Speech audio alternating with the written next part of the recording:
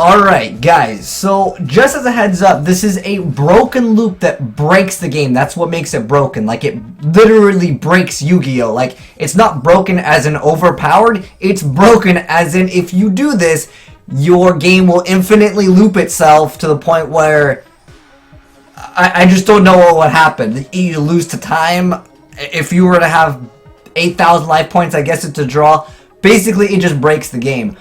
So it causes the game state to be in a state where there's a chain of events that will continuously go on. There's also flintlocks that infinitely go on. There is a combo with Jinzo that infinitely goes on. And again, these actually break the game to the point where it's considered in some tournaments to be an illegal move. Like, you can't do this because it causes the game to go into an infinite loop state, which is, it's something kind of dumb, but different judges will say like you can't do this. So here's basically what happens.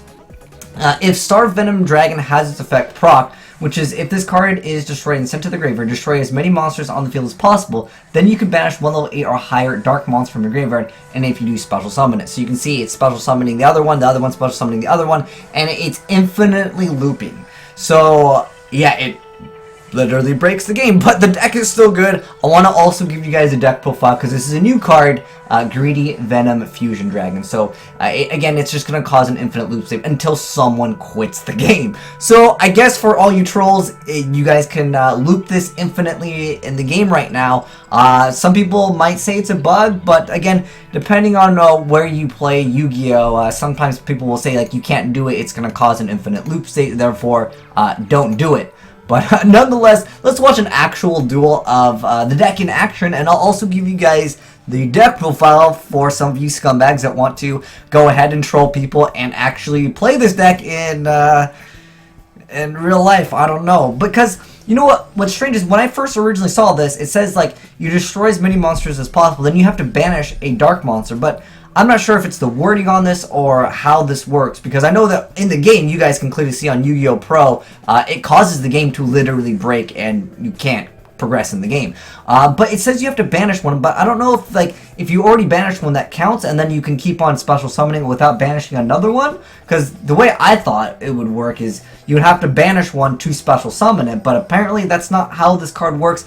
I don't know, you guys know that there's a lot of crazy rulings with Yu-Gi-Oh! It's just like Vayu is just unaffected by royal oppression. There's cards that just are strange in Yu-Gi-Oh! That just, they work the way that they are, and there's no way around it. Like, I don't know, like, Konami sometimes they don't really know what they want to do with cards. I remember Dark Soul used to get its effect multiple times. I remember Tour Guide into Sangan into Detach got its effect, and then they were like, wait, we don't want this to happen anymore. So maybe they'll adjust this card when it finally comes out here in the TCG. They'll be like, wait, you gotta actually banish the other card each time you want to go for it. But I don't know, maybe you just have to banish one and then you can infinitely go for it. So I don't know, this is the target for it. Interesting to see that you can just like play other like level 8 like monsters. I'm thinking like you just activate, you know, the Boy Next Door lawnmower card, and you just send like a bunch of cards to the graveyard, and then you can have access to like infinite targets with Greedy Venom Dragon to banish, to keep on special summoning this card, because this card is pretty dang strong. As long as it's destroyed and sent to the graveyard, doesn't mean it can be destroyed by battle, by card effect. It's a really strong card in the game, and you know it's got a good effect. You can negate a monster's effect, and its attack becomes 0, so you pretty much run it over everything, I want to say. In the game, I don't know, unless it can't be like targeted, or if it's immune to monster effects, it's like a towers or something like that. But you guys can see, the deck still does well. You don't have to just go for that combo, but I know some of you guys out there, you guys want the deck profile, so I'm going to give you guys the deck profile. So anyways, here's the deck profile for you guys. So we got, okay, this card, we didn't really, I don't think we saw it here, but again, it is one of those targets that you can use for trading, just so you can kind of get rid of it, so you can have targets in the grave. So this whole deck, guys, it's basically a Greedy Venom Fusion Dragon Turbo-ish deck. So basically, you make this card and you keep on bringing this card back, because it requires a Predator Plant and one Dark Monster with an original level of 8 or higher, which is pretty much like most of the targets in this deck. And then, of course, Lone Fire just gets you all of your Predator Plants in the first place. So anyways, first off, we got the Nordic Serpent over here. So why are we playing it? Well, you know, it's a target. That's really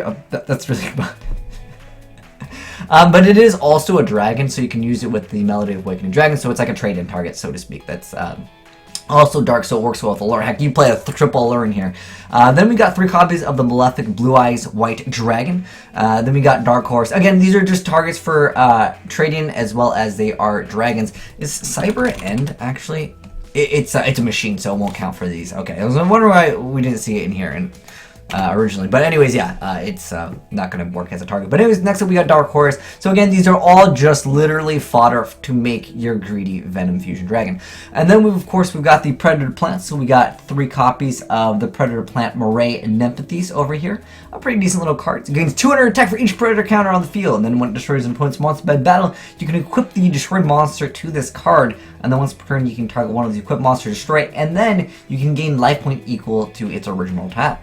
And then we got 3 Lone Fires to get, of course, any plant that you want to go for. Pretty much all the Predator plants. Then we got 2 King of the Swamps to get you those polymerizations. Then we got Predator Plant Skid Drosera over here. So you can send this card from your hand to the graveyard, then target 1 face-up monster you control this turn. It can attack all monsters your opponent controls with Predator counters once each. It's not really relevant in this build because, again, this is a greedy Venom Fusion Dragon deck. And then if this face-up card loses field, you get to place 1 Predator counter on each special summon monster your opponent controls. There's another card that actually lets you fuse with your opponent's monsters if they have Predator counters, which is really good. But again, it's not really relevant for this build, but I'm just trying to give you guys that idea. So if you guys want to try that or mix some other cards in here for techs, feel free to go ahead and do so. There are a lot of great Predator Plant cards, and the deck is kind of new, so maybe they'll get more support. Next up, we have the Predator Plant. They changed the name. It's Predator Plant Sundew Kingi. It used to be something else. It was King something, but anyways, nonetheless, it's probably to get his name changed for the TCG anyways. Not like totally awesome, right? I still need to make a bid on that card. But anyways, next up we got 2 copies of Allure of Darkness, 3 copies of Fusion Recovery. Really, really good card in this deck. And then we have 3 copies of Polymerization, 3 copies of Fusion Sage, 2 copies of Trade-In, 3 copies of the Melody of Awakening Dragon, so you can get your targets. Plus, in addition to that, you can get rid of some of the cards that you really don't need in your hand anyways. And then we got Soul Charge. And then, oh, by the way, this card actually has a decent effect. I probably should go over this card's effect if you happen to get it out with Soul Charge. So anyways, once per turn, if a spell card is activated during your opponent's main phase, you can target 1 level 4 dark monster in your graveyard and special summon that target. You must control this face-up card to activate and resolve this effect. I know it's not really relevant in this deck. I mean, you can get out this card, which is, it's still like a free card, but it could be much better in a lot of different decks, but I just figured I just mentioned this card. This card is not going to be exactly too good to get back with Soul Charge. And then we got 1 Burrow from the different dimensions, so you can recycle your stuff multiple times. And then we have a triple Solemn Brigade of 2 strike and then 1 warning. Highly recommend you guys also throw in Vandy's Emptiness, because Vandy's Emptiness is Vandy's Emptiness. For the extra deck, we got, of course, 3 copies of Greedy Venom Fusion Dragon. So, like I mentioned before, this loop is something that literally breaks the game, but I don't know if you actually have to banish one. But as of right now, it currently breaks Yu-Gi-Oh! Pro. But anyways, it requires Predator Plant and then 1 Dark Monster. But we kind of went over its effect, but I'll go over it again real quick, because this is literally all you're going to make. Yeah, you can make this in the deck, but you want to just keep on making this. So anyways, it makes, you're going to target your opponent's monster, and it has 0 attack, and also negates its effect. And then if this card is destroyed and sent to the graveyard, you destroy as many monsters on the field as possible. Then you can banish a level 8 or higher dark monster from your graveyard, and if you do, special summon this card from your graveyard. I have no idea why you don't have to banish another one, but at the moment, like I said, it breaks the game. Next up, we have Star Venom Fusion Dragon. And there's 2 copies of those. I guess I'll go over their effects, because, I mean, you can technically make these with Soul Charge, but anyways, it requires 2 non-token dark monsters on the field. If this card is Fusion Summon, you can make this card gain attack equal to the attack of 1 special summon monster your opponent controls until the end of this turn. Once per turn, you can target 1 level 5 or higher monster your opponent controls until the end of this turn. This card's name becomes that monster's, and replace this effect with that monster's original effect. If this Fusion Summon card is destroyed, you can destroy all special summon monsters your opponent controls. So it has a really good effect.